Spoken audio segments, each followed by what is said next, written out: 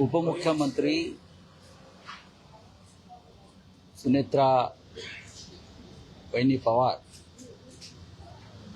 यांनी नक्कीच काल शिवसेना पक्षप्रमुख उद्धव ठाकरे यांच्याशी दूरध्वनीवरती चर्चा केली।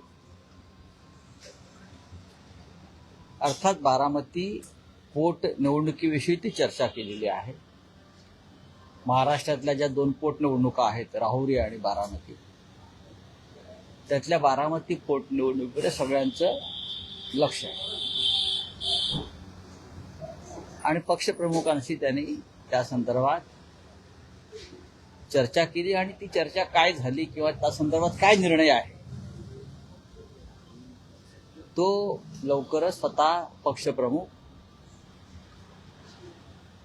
पत्रकार परिषद घेऊन आपल्याशी संवाद साधतील। सुनेत्रा पवार यांनी उद्धव ठाकरेंकडे पाठिंब्याची मागणी केली आहे। नक्कीच पाठिंबा। काँग्रेसची मात्र भूमिका आहे, काँग्रेस निवडणूक बारामती पोटनिवडणूक लढण्यावर ठाम आहे। त्यांचे प्रदेशाध्यक्ष म्हणतात आम्ही ठाम आहोत आणि आमच्याकडे ती प्रोसेस पण सुरू आहे। हो, मी सुद्धा माहिती घेतली की त्यांनी 4 ते 5 उमेदवारांच्या मुलाखती घेतलेल्या आहेत। उमेदवार ठरवण्यासंदर्भात त्यांच्या पक्षामध्ये हालचाली सुरू आहे। हा त्यांच्या पक्षाचा एक निर्णय आहे। महाविकास आघाडीत जरी असलो, आता उद्धव ठाकरे साहेब सुद्धा काय निर्णय घेतात एकत्र बसून ते सुद्धा आपल्याला कळेल।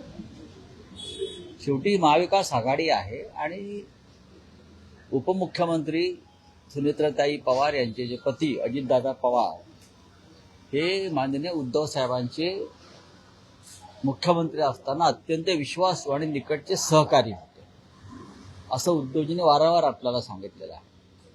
त्याच्यामुळे मला असं वाटतं की माननीय उद्धव ठाकरे साहेब आपल्याशी या विषयावर बोलतील। महाविकास आघाडी तुम्ही म्हणता आधुनिक अभेद्य आहे, निवडणुकांमध्ये ती दिसते, तर अशा वेळेस काँग्रेसची ही जी भूमिका आहे, तुम्ही महाविकास आघाडीतले एक मोठे नेते आहात, तुम्हाला ही काँग्रेसची भूमिका पडते का? बघा, सुनेत्राताई पवारांचा पक्ष महाविकास आघाडीत नाही ना, तो भारतीय जनता पक्षाबरोबर आहे। त्याच्यामुळे काँग्रेस पक्ष जर काही वेगळा निर्णय घेत असेल असं दिसतंय,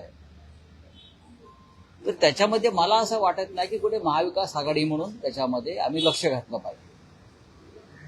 पण उद्धवजींचं आणि अजितदादांचं एक भावनिक नातं होतं, त्याच्यामुळे आता उद्धवजी काय निर्णय घेत आहेत या संदर्भात ते तुम्हाला स्वतः ते बोलतील। महाविकास आघाडी किंवा इंडिया आघाडी म्हणून या निवडणुकीला इतर दोन पक्षांनी पाठिंबा द्यावा। नाही, असं आहे की स्वतः काँग्रेस पक्ष उद्धवजीशी चर्चा करतो।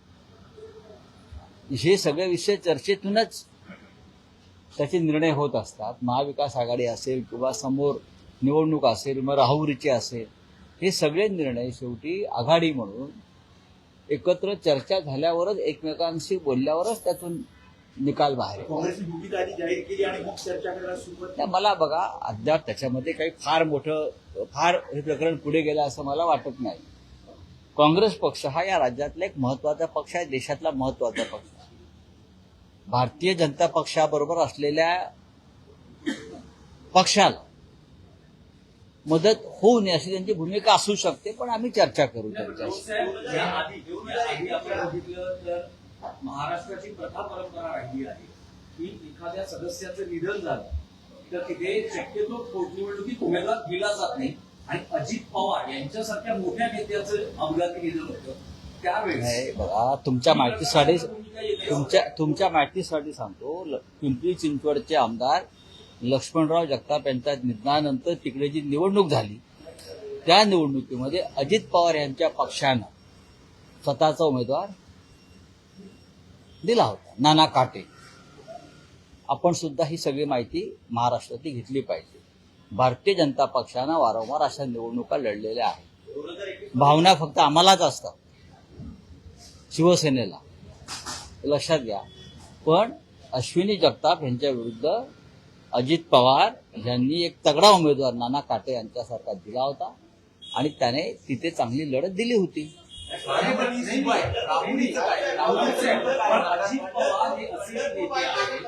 अजित पवार हे असे नेते आहेत ज्यांनी काँग्रेसमध्ये असतानाही काँग्रेस बरोबर काम केलेलं आहे, ज्यांनी महाविकास आघाडीमध्ये असतानाही 3 पक्षांबरोबर काम केलेले आहे आणि साधारण एक त्यांचं जे नेतृत्व होतं त्यांच्याबद्दल काही वाद म्हणजे पक्षांमध्ये असा तर सगळ्यांची सर्व बरोबर आहे तुमचं म्हणणं, पण शेवटी असं आहे की ही निवडणूक महायुती विरुद्ध महाविकास आघाडी अशीच होणार ना. म्हणजे भारतीय जनता पक्ष विरुद्ध इतर पक्ष अशीच निवडणूक होणार आहे. सुनेत्राताई पवारांनी माननीय उद्धव ठाकरे यांच्याशी चर्चा केली, हे बरोबर आहे. आता त्यांनी काँग्रेसशी चर्चा केली आहे काय तर याविषयी माझ्याकडे माहिती नाही. राहुल संदर्भात- राहुल